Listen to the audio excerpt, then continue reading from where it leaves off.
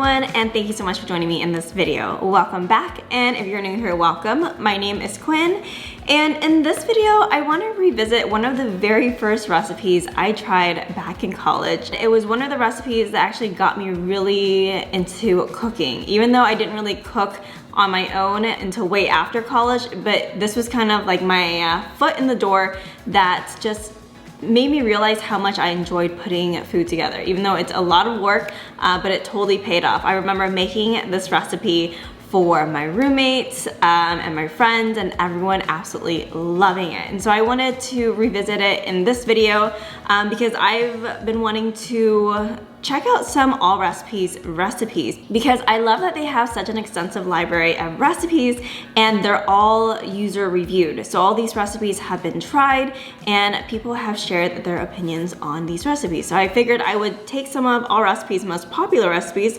and check them out for this video. So this is the chicken cordon bleu 2 recipe. It is actually one of their most popular recipes as well. And I think it's because it's been around for so long, which is why I made this back in college at least 10 years ago. This recipe I have tried multiple times, and every single time it turns out so good, and it's just so satisfying, which is why I wanted to do a video on it. So anyway, I figured I would go ahead and make this recipe according to the directions, and then I will let you guys know if I make any changes and do the taste test to show you guys what the finished result is like.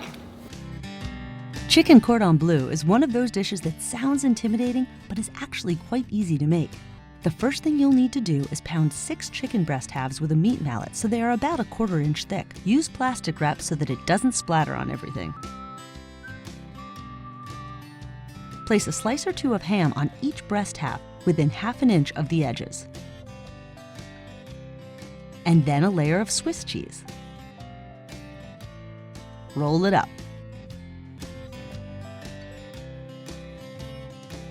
And use toothpicks to hold it together. Next, take a shallow, wide dish and mix together 3 tablespoons of all-purpose flour with 1 teaspoon of paprika. Coat each chicken breast with the flour mixture.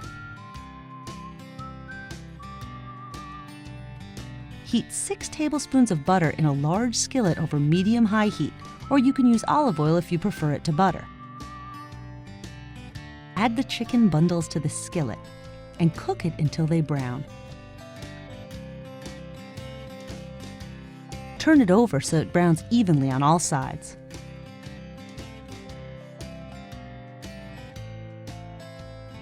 Add 1/2 cup of dry white wine and 1 teaspoon or a cube of chicken bouillon.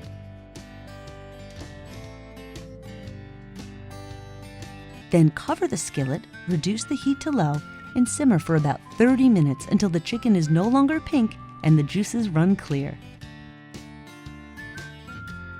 Use tongs to transfer the chicken breasts to a platter.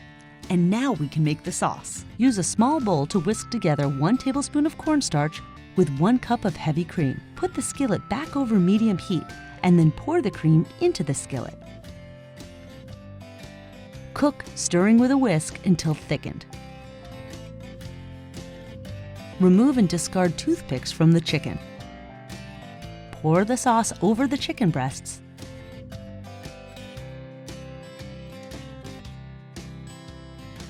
There you have it, chicken cordon bleu. Elegant enough for guests, and it's a lot simpler to make than it sounds.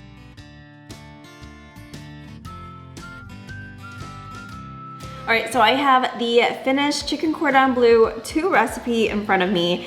And you guys, this is so amazing. I mean, I tasted the sauce when I was cooking this because I always taste my food as I'm cooking. And it is just so phenomenal. Everything comes together so perfectly. And it's just such an amazing dish.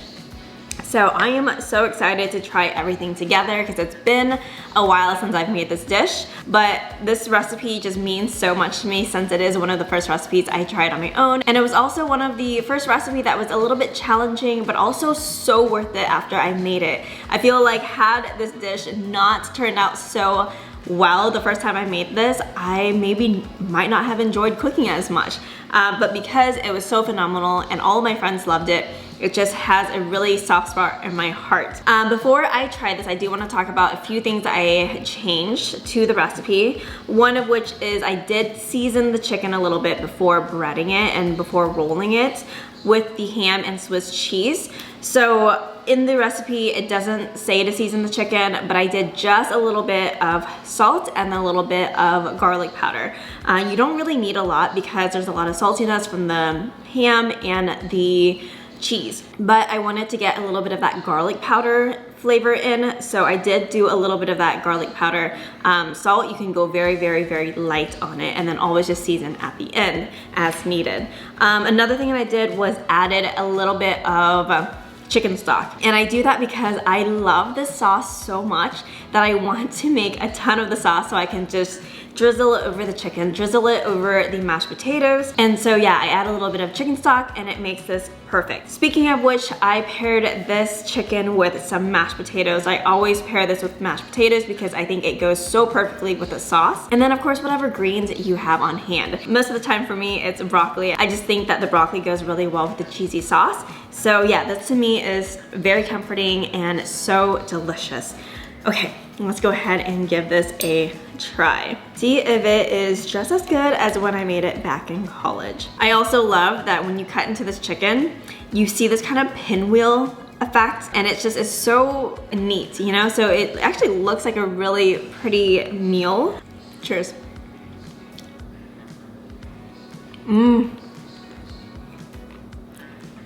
Hands down, one of my all-time favorite recipes. It is so, so good.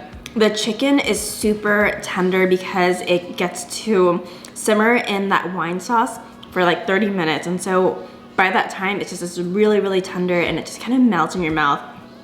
And then even though the chicken is like really tender, the ham is still a little bit on the firm side. It's not like hard or anything, but it just has a really nice contrast in texture. Also, there is that Swiss cheese that oozes out from the middle of the chicken, and you guys, it is just so good. Any extra cheese that oozes out is in the sauce, and so that sauce is very cheesy, very rich, very creamy, and because of that, it complements and pairs with the potatoes so, so well. So this whole dish just comes together really well, and as I said before, the broccoli in this is also really good with the cheesy sauce. So this is one of my favorite meals. If I think of comfort food, this dish like pops in my head, and I think it's just because I have so much history with it and it's never ever failed me. Also, I really like this dish because it does require some dry white wine, and so whenever I cook with white wine, I also get to have a little bit of white wine to go with the meal because of course there's always extra white wine after you're done cooking. So that's always really nice, and it pairs so perfectly well with the meal.